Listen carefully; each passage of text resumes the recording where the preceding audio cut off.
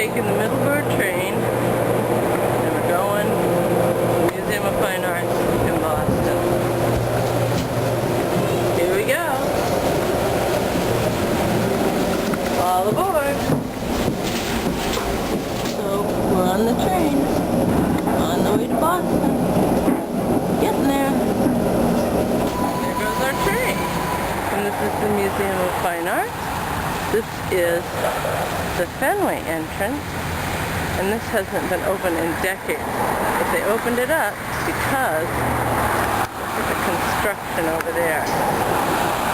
And this is the Fenway entrance. Because right behind me is the Jamaica Way, and that's the Fenway. That's called Muddy River right there. It's very beautiful. Frederick Law Olmsted is the landscape architect that designed that. It's very beautiful. Very beautiful. These are bronze horse bits. We have a set of 3 of them. The first one is an ibex. The second one is a bull. Well, they're double. There's one on each side. The third one is a set of horses. And they are bits. They have bits in the middle. But they're so big that they probably wouldn't be used in the mouths of horses. They were revered by the Luristan people, and they were used under the heads of the people who were put in tombs after they died. So these bits were just ornamental. They are horse bits, but they are ornamental, and they are made of bronze, and they're from Luristan from 1200 to 600 BC. We've got 4 bridle ornaments, and they are made out of bronze, and they are from Turkey. They are from the 6th and 7th century BC, and they are in the form of ibexes and griffins. These are Eurasian horse blinkers.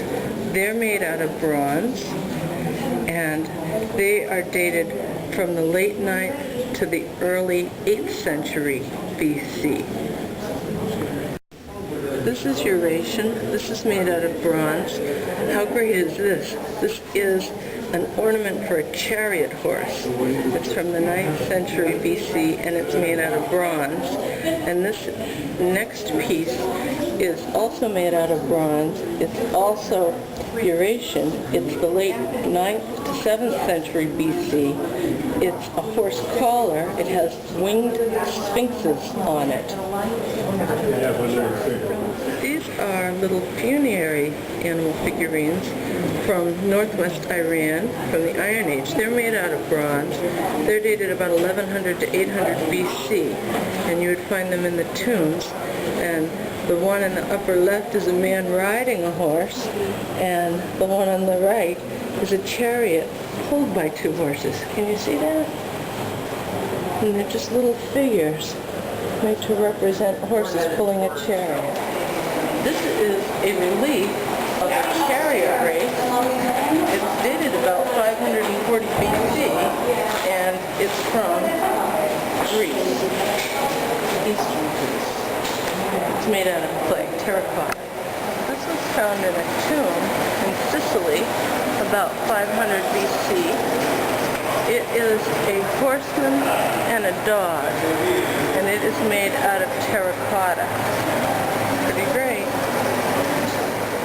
My film work cannot do this beautiful Greek amphora justice, but what here we have on the side of this terracotta amphora, I hope you can see, is a person riding a horse, and it is a warrior departing to battle.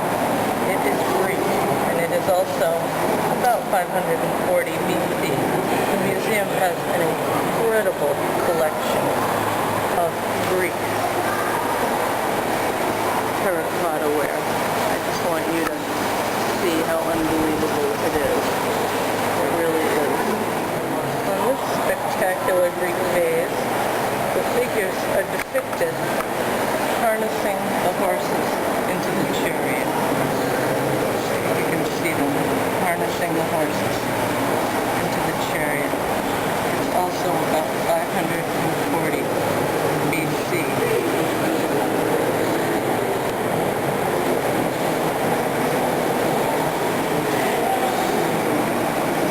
It's wonderful. This drinking cup is from Athens. It's not exactly a horse. It's in the shape of a donkey's head. It's dated about 480 BC. Isn't that just wonderful? It's blue, isn't it? I'm not the only one with a sense of humor. This is from Greece, 500 BC, and it is a clay figurine of an ape riding a donkey.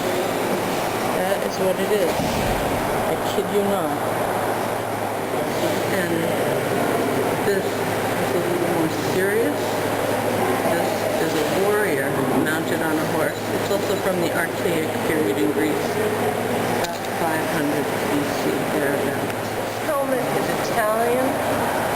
This one is Greek. And this one is also Greek. Sorry about the glare. But they're all dated about 500 BC. And I was thinking to myself, helmets have really come a long way over the centuries. I think these were for battle, not just for riding, and I don't think you had to be on a horse necessarily to wear them. But that is Greek, and that is a helmet. Here's what's left of a sculpture, which is a mounted warrior in combat. It's Greek. It's from about the early 4th century BC. It's made out of marble, and it was from the Isle of Paris. It was found in the vicinity of Rome. And that's all that's left of this warrior. But what's left is still very beautiful indeed. This room is an offering chapel. It's part of a tomb. And the walls are covered in glass so we don't mar it. But the closest I can get, there are figures inscribed all over these walls, and the closest I can get to a horse is there are donkeys right here. And because, there, I think you can see it, and because it's an offering chapel, all of the figures here are bringing in offerings. Here's another little donkey over here, and it's about built, here he is, built in 2450 BC, and it is obviously Egyptian, and it is for the pharaoh Sakamata. It is his offering chapel from the late Dynasty 5. I'm sorry that I didn't find many horse artifacts in ancient Egypt. I'm not finding too many horse artifacts in ancient Egypt.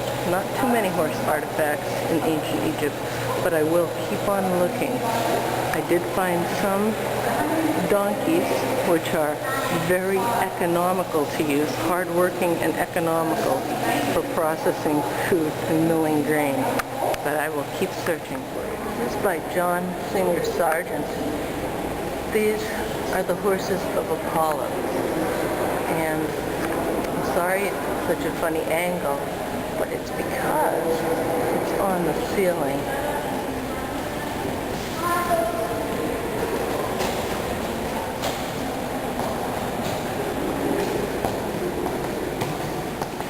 See?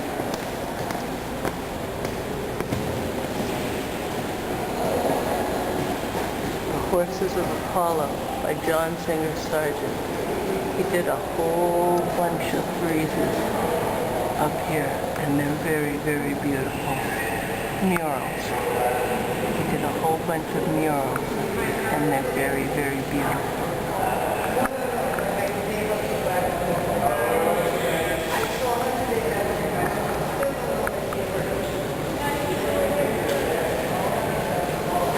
Regarding the murals that cover the ceiling of the main entranceway by Singer Sargent, I'd like to note that they were all done in 1916.